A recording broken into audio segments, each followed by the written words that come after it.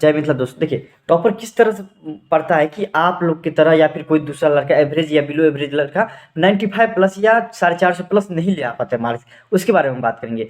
आनंद किशोर भी बोले हैं, 2022 का जो टॉपर है वो भी बोले हैं किस तरह से आपको कॉपी लिखना चाहिए और किस तरह से पढ़ना चाहिए सिर्फ 2 महीना, उसके बारे में बात करें। देखिए हर साल तो आपको जो टीचर पढ़ाए वही पढ़िएगा, आपको जो नोट बताए होंगे वही लिखे होंगे, टॉपर भी लिखा होगा और आप भी लिखे होंगे, सब लिखा होगा, समझे। लेकिन आपको 2 महीना में क्या करता है वो सब, जो आपको जो वो सब टॉपर बन जाता है और बिलो एवरेज या फिर दूसरा लड़का से टॉपर नहीं बन पाता है, उसके बारे में हम आपको बात करेंगे।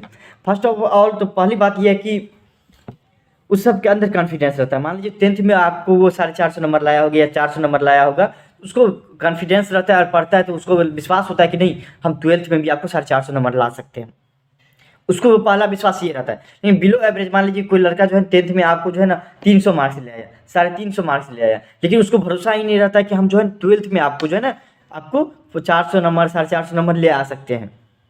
पहली बात तो यह है कि उसको खुद भरोसा नहीं रहता कि हम इतना मार्क्स ले आ सकते हैं, समझे।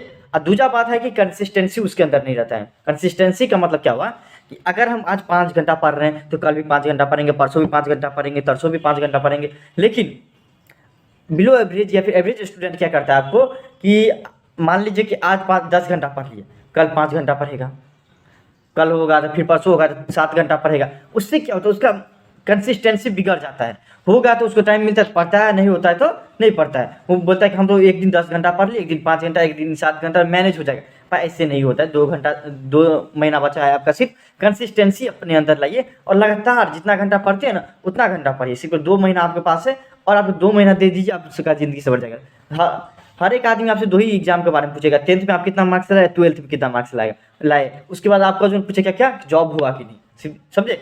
2 चीज़ के बाद तीसरा चीज़ क्या पूछता है आपको, जॉब हुआ कि नहीं। तो आपको ग्रेजुएशन में कितना मार्क्स लाए किसी को मतलब ही नहीं रहता है, समझे बात, ये याद ही रखिएगा। 2 चीज़ हो गया आपको। तीसरा चीज़ क्या करिएगा, टाइम। टाइम का मतलब क्या हुआ कि हर एक सब्जेक्ट पे मान लीजिए अकाउंट, हम कॉमर्स पढ़ाते तो अकाउंट, बीएसटी, इकोनॉमिक्स या ईपीएस, हिंदी इंग्लिश पे। देखिए क्या करिएगा आप कि हिंदी इंग्लिश का अगर आप शुरू से पढ़ते आ रहे हैं तब तो कोई दिक्कत नहीं होगा, अगर नहीं तो आप समेरी याद करिए हिंदी इंग्लिश का। और उसके साथ साथ हिंदी इंग्लिश पे भी आप टाइम दीजिए, क्योंकि 100 मार्क्स का वो भी रहता है।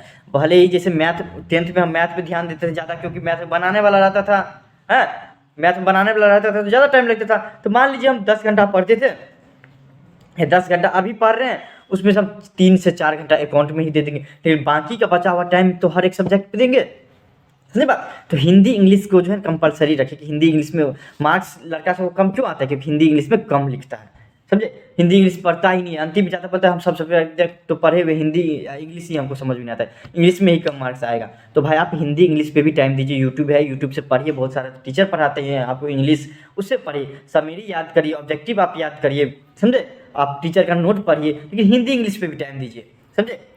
आपको हिंदी इंग्लिश पे दीजिए। अकाउंट देखिए, अकाउंट में ज़्यादा टाइम दीजिएगा क्योंकि उसमें प्रैक्टिकल भी क्वेश्चन रहता है कुछ, समझे। प्रैक्टिकल क्वेश्चन रहता है, इसलिए जैसे मैथ में ज़्यादा टाइम देते हैं उसी तरह से अकाउंट में भी टाइम ज़्यादा देना पड़ता है, तो अकाउंट में देंगे टाइम। अब बात रहा क्या हिंदी और इंग्लिश, इकोनॉमिक्स और ईपीएस या आपको बीएसटी का, तो बीएसटी तो सब पढ़िएगा। तो बीएसटी अगर पढ़ लीजिएगा तो ईपीएस में कम दिक्कत होगा, अगर ईपीएस वाला स्टूडेंट है तो। और आपको इको वाला तो बीएसटी और ईपीएस से अलग रहता है इकोनॉमिक्स, तो सब आपको लेके चलना पड़ेगा। आप जो है ना बीएसटी हो गया, इकोनॉमिक्स पे आप जो है 1-1 घंटा भी दीजिएगा तो रोज़ तो हो जाएगा। और सब सब्जेक्ट है उस पर 1-1 घंटा भी दीजिएगा तो हो जाएगा, समझे। तो कम से कम 1-1 घंटा भी दीजिए उस पर तो हो जाएगा, आपका कवर अप हो जाएगा, समझे। फिर आपको बात आता है कि टाइम दे दिए, लेकिन अब बचा है सिर्फ आपसे 2 महीना।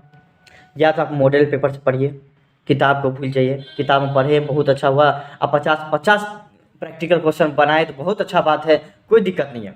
लेकिन अब बचा है सिर्फ 2 महीना, टॉपर की तरह पढ़िए, टॉपर की तरह पढ़िए। आप मॉडल पेपर या आपको समेरी दिया रहता है। मॉडल पेपर आप देखिए बीएसटी का होगा, इकोनॉमिक्स का, किसी का भी, तो आपको समेरी दिया रहता है। तो समेरी आप बोलिएगा टीचर नहीं पढ़ा पाए आपको पूरा चैप्टर, तो आप बोलिएगा सर सब कम से कम समेरी तो बता सकते हैं ना 2 महीना में, 1 महीना में समेरी तो बता सकते हैं ना, समझे। बुक मॉडल पेपर का समेरी बता दीजिए आप, कम से कम हर एक चीज़ आप लिख लीजिएगा, याद हो जाएगा आपको। अगर इंग्लिश का आपका है तो हिंदी में लिख लीजिएगा, अगर हिंदी का है तो इंग्लिश में थोड़ा थोड़ा लिख लीजिए, और आपको दिमाग में छप जाना चाहिए समेरी, समझे।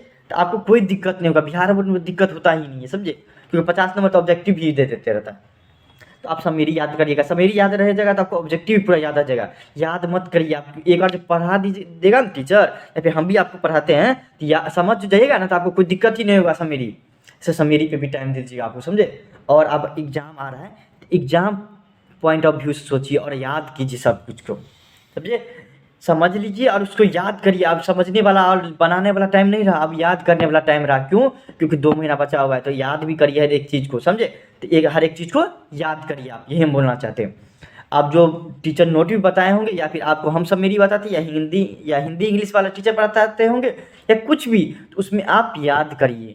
हमेशा याद रखिए कि आप एजुकेशन के लिए, आप दिमाग खोलने के लिए नहीं पढ़िए, आप CA CPT या BBA के लिए नहीं पढ़िए, आप पढ़िए तो सिर्फ और सिर्फ 12th के बिहार बोर्ड के एग्जाम के लिए, समझे। चलिए वही हम बताना चाहते थे, याद करिए। Thank you so much.